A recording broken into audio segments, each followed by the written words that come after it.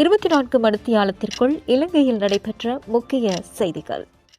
இலங்கை வரலாற்றில் பாராளுமன்றத்தின் வழியாக நீக்கப்பட்ட முதலாவது பொலிஸ் மா அதிபர் தேசபந்து தென்னக்கோனை பதவியில் இருந்து நீக்குவதற்கான தீர்மானத்தின் மீதான விவாதம் இன்று நாடாளுமன்றத்தில் இடம்பெற்றது. இந்த நிலையில் விவாதத்தின் இறுதியில் பதவி நீக்கம் தொடர்பான வாக்கெடுப்பு இடம்பெற்றதுடன் இதன்படி தேசபந்து தென்னக்கோனை பதவியில் இருந்து நீக்குவதற்கான பிரேரணை 177 பெரும்பான்மை வாக்குகளால் நிறைவேற்றப்பட்டது.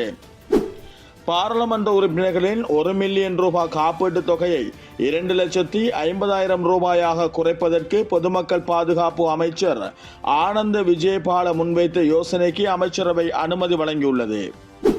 முன்னாள் ஜனாதிபதி ரணில் விக்ரமசிங்கே அரசாங்க நிதியை பயன்படுத்தி மேற்கொண்ட தனிப்பட்ட பயணம் தொடர்பான விசாரணைக்காகவே ஜனாதிபதி செயலாளர் சமன் ஏகநாயக்க குற்றப்புலனாய்வு திணைக்களத்திற்கு அழைக்கப்பட்டுள்ளார்.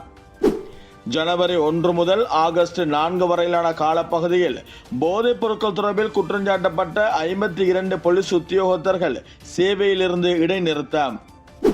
அனர்த்தங்களால் உயிரிழக்கும் மீனவர்களுக்காக வழங்கப்படும் இழப்பீட்டுத் தொகை 2 லட்சம் ரூபாவில் இருந்து 1 மில்லியன் ரூபாய் வரை அதிகரிக்கப்பட்டுள்ளது. கடற்தொழில் பிரதி அமைச்சர் ரத்ன கமகே தெரிவிப்பு.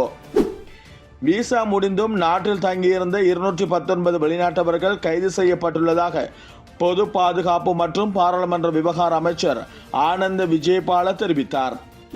2025 பிப்ரவரி 22 முதல் ஆகஸ்ட் 3 வரை மேற்கொள்ளப்பட்ட நடவடிக்கைகளில் சட்டவிரோதமாக சேவையை விட்டு வெளியேறிய 3504 முப்படை வீரர்கள் கைது செய்யப்பட்டுள்ளதாக இலங்கை பாதுகாப்பு அமைச்சு தெரிவித்துள்ளது. கீர்த்தி பண்டாரபுர போக்குவரத்து பிரிவின் பொறுப்பதிகாரி 10,000 ரூபாய் லஞ்சமாக பெற்றபோது லஞ்சம் ஊழல் ஆணைக்குழு அதிகாரிகளால் கைது செய்யப்பட்டுள்ளார். திருகோணமலை கந்தளாய் பகுதியில் 2019 ஆண்டு தனது மனைவியை கூறிய ஆயுதத்தால் தாக்கி கொலை செய்த குற்றச்சாட்டில் குற்றவாளியாக அடையாளம் காணப்பட்ட கணவருக்கு திருகோணமலை மேல் நீதிமன்றம் இன்று மரண தண்டனை விதித்து தீர்ப்பளித்தது.